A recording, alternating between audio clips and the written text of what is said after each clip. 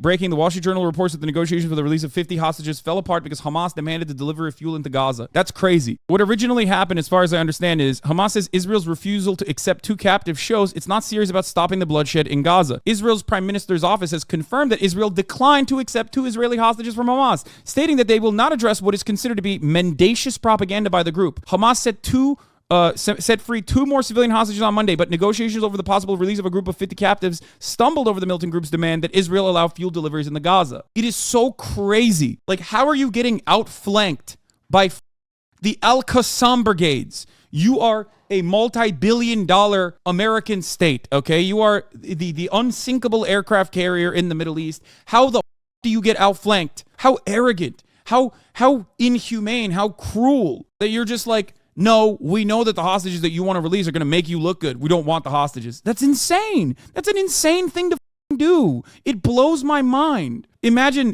being like, well, nope, they're virtue signaling. We can't do that. I'm not saying that these ladies are going to be kind and say that, like, no, Hamas was very humane to us. I don't think that. It's wild that, like, your immediate concern isn't, bringing in hostages that Hamas is voluntarily delivering without any conditions. They're saying, listen, these ladies, they're going to die, so we have to release them. We want to release them to you. That is a good faith negotiation in that situation. The fact that the Israeli government said no to this originally on conditions that this would be propaganda is psychotic, and there is 0% chance that if Israeli media covers this, which there are a lot of brave reporters in Israel right now doing that coverage, in spite of the fear that they have that they might go to jail. I need you to understand something. There are people in Israel right now whom I disagree with on the maintenance of an apartheid state, on whom I disagree with on Zionism in general, and they are still recognizing the severity of the crisis at hand. They are still openly putting their freedom on the line to report the news right now while they are supposedly slated to be arrested at gunpoint. That is insane. On the other hand, of course, on the Palestinian side, reporters are just dying. They are straight up being murdered. They are straight up being killed by Israeli airstrikes. Roshdi Sarraj, a Palestinian journalist who worked for Radio France, was killed today in an Israeli bombing of the Tel Al-Hawa neighborhood in Gaza City, the network said. One of his last tweets from 5 days ago, below, a lack of media coverage from Gaza due to the killing of more than 12 journalists, the bombing, and the blackout of electricity and the internet. However, we are still trying to withstand and continue coverage so the world can see the Israeli crimes in Gaza. He was the one who informed us first, the one who risked his life for this at a time when no one can enter. His last message was yesterday at 5:25 p.m., saying, "Thank you, Habibi, sending love and peace from Gaza." There is no world in which this is acceptable. There is no world in which this is anything but ethnic cleansing. There was some good news on Friday night when 2 American hostages were released. Judith Ranan and her daughter Natalie from Evanston, Illinois, were visiting relatives here when they were kidnapped. Today, Israel raised the number of confirmed hostages to 222. The US says that among them are more Americans. There's Americans stuck in Gaza right now. We want to get them out. There are hostages in Gaza right now. We want to get them out as well. A visiting delegation of American... Yeah, except I think that Cory Booker's alone on that. As far as I've heard, that there are Americans in Gaza, for example, and they have been basically condemned to live in that hellish circumstance, that the embassy is not responding to their calls and they're not doing anything to take out the American citizens that are currently stuck in Gaza and allow them to leave the Gaza Strip, which is crazy. But of course, you're on the lowest part of the totem pole if you are a Palestinian American. You have no rights. You're worse than all of the other Americans. You know what I mean? And amid all of this, imagine what I'm about to tell you. At least 400 Americans trapped inside Gaza, trying to leave, but with the border shut down indefinitely, they cannot. We spoke with one American woman who came with her family, 5 kids, for a short visit with relatives, only to get stuck in what has become a war zone. As Israel hammers Gaza from the air, Emily Rauschenberger's family is on the ground. They're now sheltering in an apartment building in South Gaza after evacuating from another family home. The kids... So it's only bad when Americans are stuck in Gaza and it doesn't matter how many humans have been killed so far? Dude, Helal Kamal, I don't think you understand. The American government doesn't even give a fuck about American citizens stuck in Gaza. Stuff like this is always important to recognize the humanity of the people that are under brutal occupation. That's why the Western media does it. That's why they talk to like American Palestinians. We're in shock and mourning. It is now confirmed that 29 of our colleagues in Gaza have been killed since October 7th. Half of these colleagues were UN RWA teachers. As an agency, we are devastated. We are grieving with each other and with the families. Bro, they're fucking slaughtering UN people. That's... I don't know. I don't know what to say. Water started to run out on the Wednesday after the conflict started. From then, you have to go out with water tubs and find sources of drinking water. The bread lines are very long. You have to stand a few hours or go to another locality to wait in those lines to find bread, which is really a staple food here. You are remarkably steady and composed. Are there moments where you are just at your limit? Certainly. You just try to stay positive, you know, that this can't last forever and that there has to be a brighter day coming. But so far, leaving is not an option. Though humanitarian aid has begun moving in, the borders with Israel and Egypt are still closed to those like Emily and her family. What's it like for you to know that Americans here in Israel are being provided charters by the U.S. State Department to get them out of potential harm's way here in Israel, and yet there you are stuck in Gaza? It's ironic, I suppose. There's just not enough political will for some reason to push for more assistance for Americans in Gaza. If we're concerned about American life, it should be all American lives. There's really no good reason that we shouldn't be pressuring more to have this happen. Yeah, I mean, I think that it is deeply immoral and probably the grossest thing that you could do, rein in genocide occurring with your weapons and with your go-ahead and with your knowledge and with your intel. And I am shocked that we just make it seem as though we have no power simply to stop Israel from committing this genocidal act. We do. We absolutely do. It is abhorrent that we have not done that so far. So much so that even Western media has been able to cover with some level of accuracy how devastating the conditions are on the ground at this point. It's taken them 2 weeks to get here, whereas it started off this way, like just a little bit of genocide. Come on.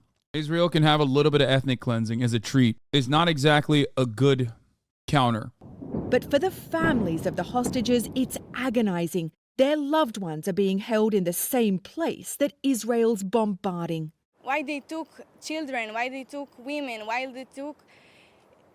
Why? Mai Yerel Shami's sister, Eden, was taken captive by Hamas militants at a festival where the gunmen killed at least 260 people.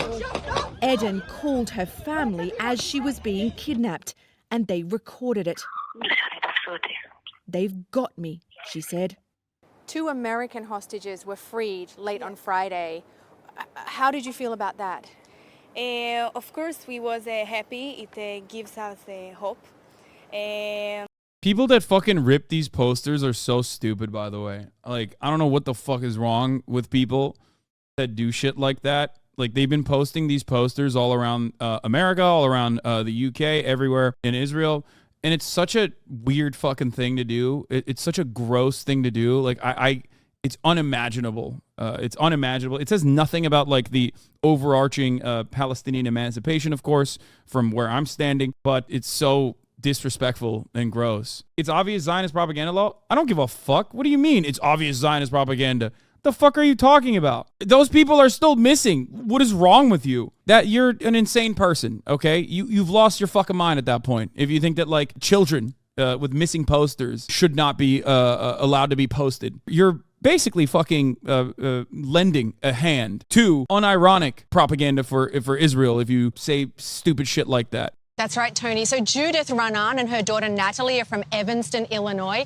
They were here in Israel celebrating the 85th birthday of Judith's mother. They were kidnapped on October 7th, and so far they are the only hostages to have been freed. We spoke a little earlier today with 2 of their cousins, Ayelet and Or Seller. When you first saw those images, the videos, the photographs of them released, what was that feeling like? Overwhelming. It's disbelief and it's relief at the same time, and it's all the emotions all at once, because being happy is a privilege that we do not have right now. We have 8 other family members, among them young children that are still being held hostage. So you feel very lucky and you feel very guilty, and it's very, very hard to reconcile everything that is going on. Would you prefer that Israel delays its ground invasion until every avenue has been attempted to bring the hostages back? We demand it. They need to do everything to get the hostages back, to get our family back, and 200 more families, loved ones back, before anything is even on the table. The hostages, they are civilians. This is the basic contract between the country and us. The civilians come first. Yeah.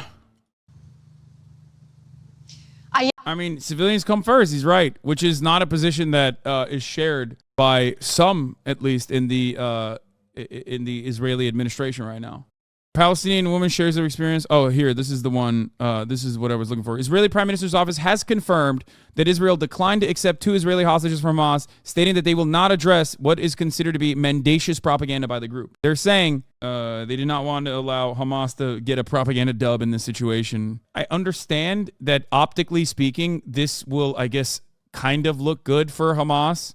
Because it breaks through the narrative that they're like doing wanton and indiscriminate punishment to like regular Israeli grandmas and shit, but they did do that already. So there is no reason not to accept hostages. It blows my fucking mind. On Friday evening, Hamas released 2 American Israelis, mother and daughter Judith and Natalie Ra'anan, who also via the Rafah crossing with Egypt were released into Egypt. The 2 were handed over to the Red Cross, which handed them over to Israel. Hamas also said that the release was made for humanitarian reasons. 8 other members of Judith and Natalie's extended family are among the hostages. 2 members of the extended family were killed by terrorists in Hamas's October 7 onslaught. U.S. officials over the past week have reportedly been urging Israel to delay its ground operations in the Gaza Strip to allow more time for negotiation to release more hostages. Yeah, I think some in the chat don't understand how many hostages are actually peace activists. Yes, people don't know what a kibbutz is. It's literally like a communal formation. It's a fucking commune. They're like agrarian farm people that live off the land. They're all like old people that oftentimes are pro Palestinian emancipation too.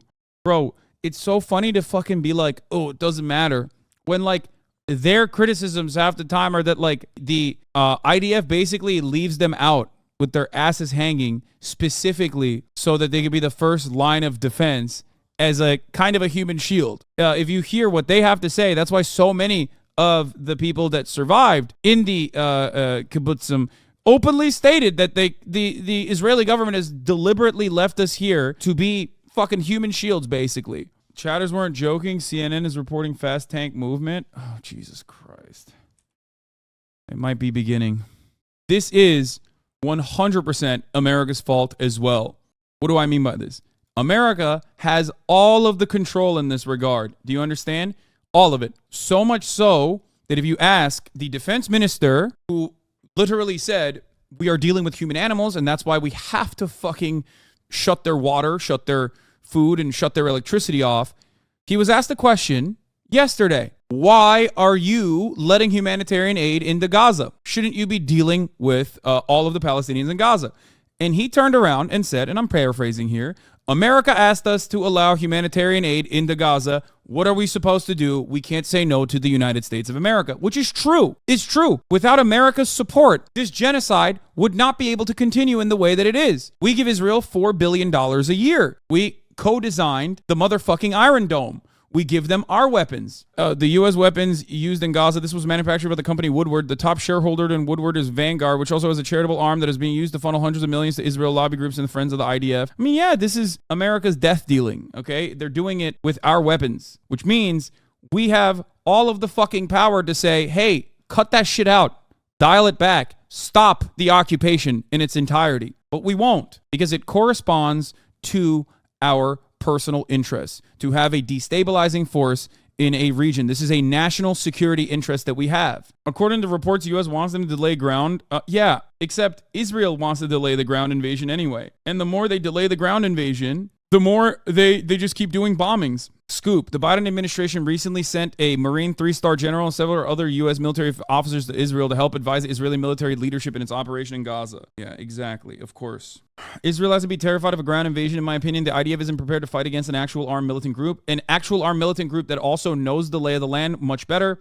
An actual armed militant group in an area that's like mostly reduced to rubble, but still has a complex tunnel network underneath it, booby traps and the like. It would be devastating for the IDF. They've tried it before and they failed, both in Lebanon and also in Gaza as well. So they know what the consequences of a fucking ground invasion would look like into Gaza, which is precisely the reason why they do not want to do it, which is why they're trying to postpone it as best as possible, and just continuing to fucking engage in a war of attrition, or rather in this circumstance, because it's not two equal state actors, an ethnic cleansing campaign, cutting off their food, only allowing a incredibly limited amount of water to be let into the Gaza Strip, cutting off the fuel in its entirety, not allowing fuel to come back into the Gaza Strip, the fuel that they claim is, going to be used by Hamas, except the fuel is necessary for the fucking generators to work so that the hospitals can remain intact. But of course, they don't give a shit about hospitals. They clearly don't give a shit about hospitals. They've evacuated. They told every hospital to fucking evacuate in the Gaza Strip. That is fucking insane.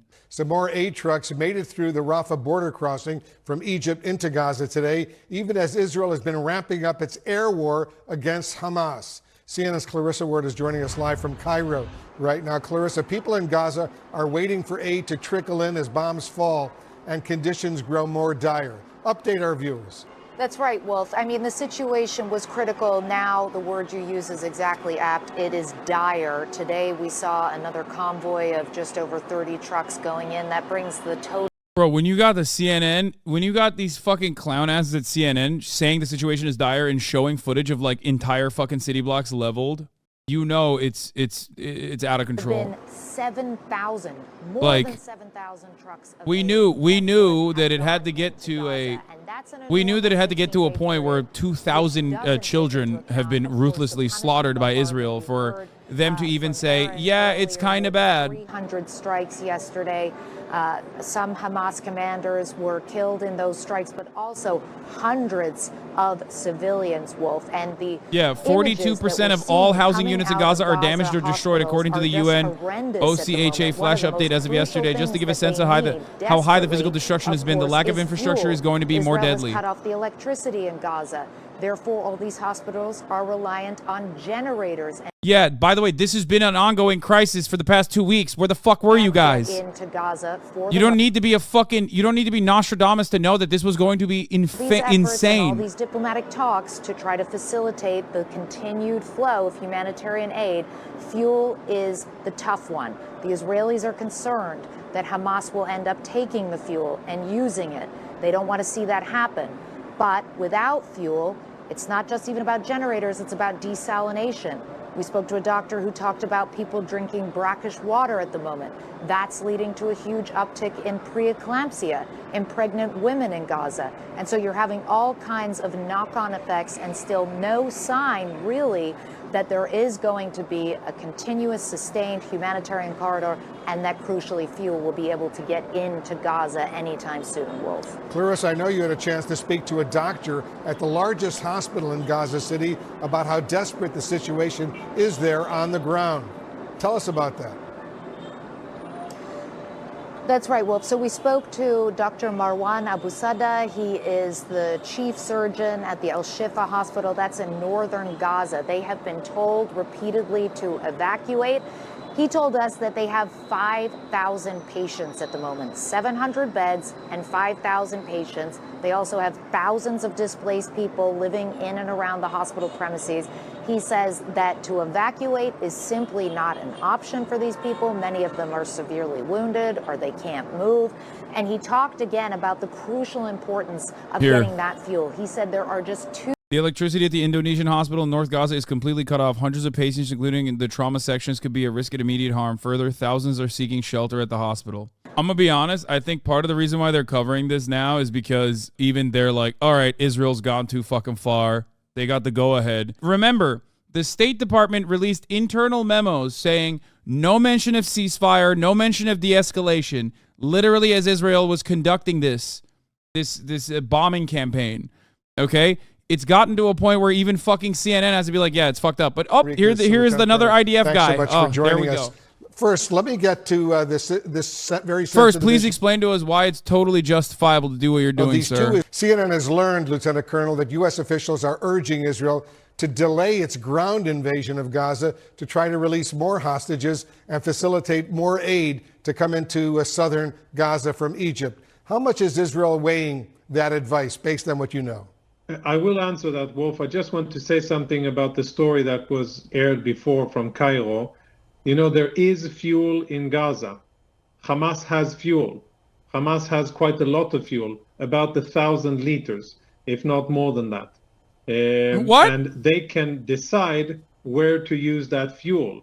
And I find it strikingly absent from the discussion, from many discussions, what is Hamas doing with the resources that it has. It's only about Israel and Egypt and UN and international. I love that it's 1,000 liters. Like, what the fuck? That's not a lot of fuel to begin with. Like, posed to Hamas, why don't you use some of the fuel that you have stockpiled and hoarded in advance? The fuck's he saying? Like, you're supposed to keep a hospital generator running?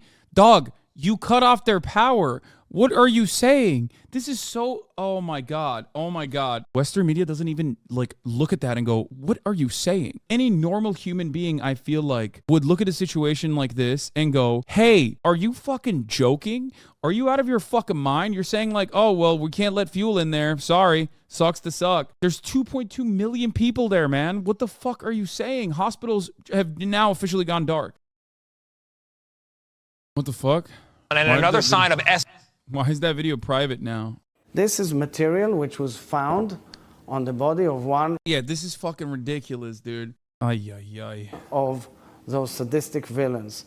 It's Al-Qaeda material, official Al-Qaeda material.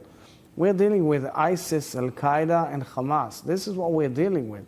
And in this material, there were instructions how to produce chemical weapons. It speaks about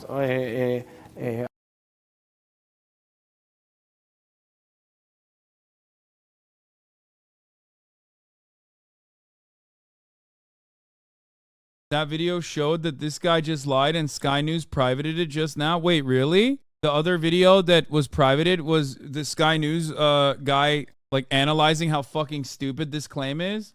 That's nice. Yeah, it was analysis that this is not a chemical weapons manual, but it doesn't even matter. I don't think that there was a fucking Hamas guy with a FedEx Kinko's account that just went balls to the fucking wall with PDFs. And he was just like, all right, brothers, we are doing this military attack, but also, inshallah, we are going to be reading while we do it. They brought their fucking colored printers that show that they actually have a secret WMD inside of Gaza.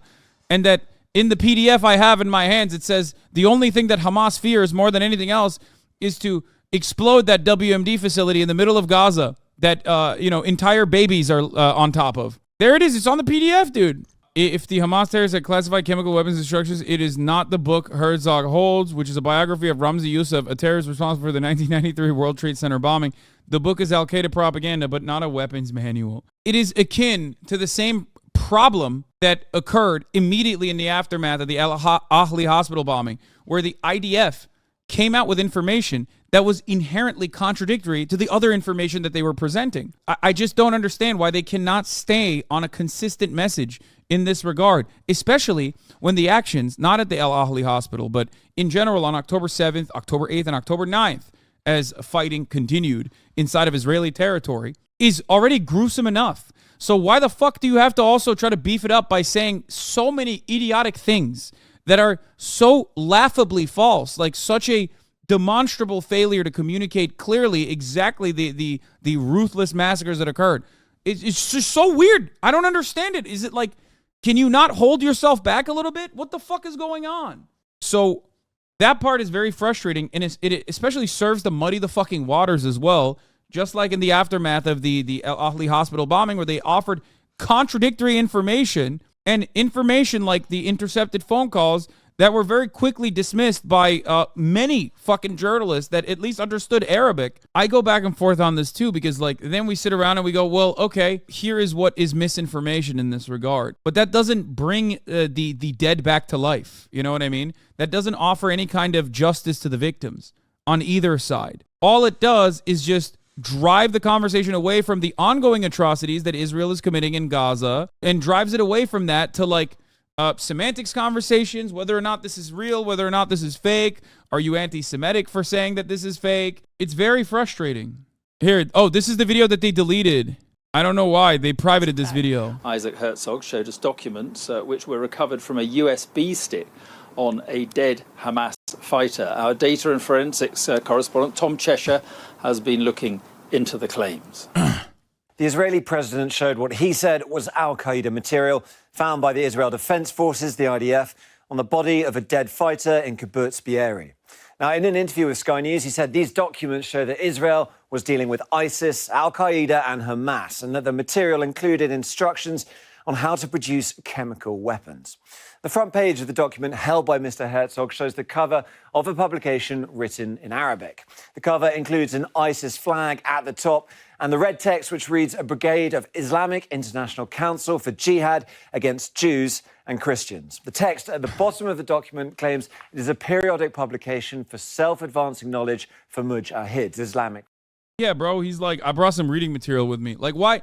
Think about it. Think about it. Not only is the document not saying what he claims it says, but also, why the fuck would anybody bring this? Bringing this along, what does that do? What is that for?